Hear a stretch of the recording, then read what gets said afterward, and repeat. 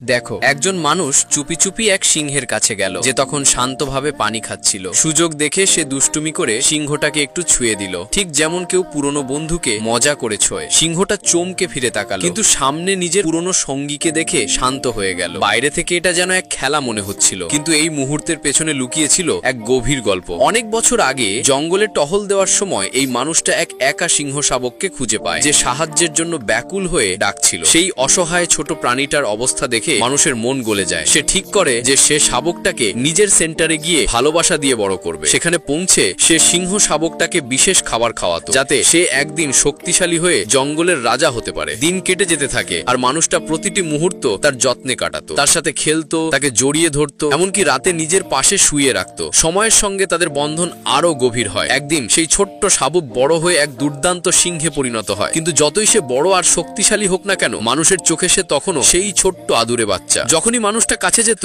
বিশাল শক্তিশালী সিংহটা যেন এক পোষা বিড়ালের মতো আচরণ করত। মানুষটার গায়ে মাথা ঘষত, তার কোলে গায়ে এলিয়ে দিত, আর ভালোবাসা চাইতো। মানুষের জন্য সে ছিল না শুধু একজন বন্ধু, বরং তার জীবনের সবচেয়ে প্রিয় জন, তার সবকিছু। তাই এদের বন্ধুত্বের জন্য একটা লাইক অবশ্যই করবেন।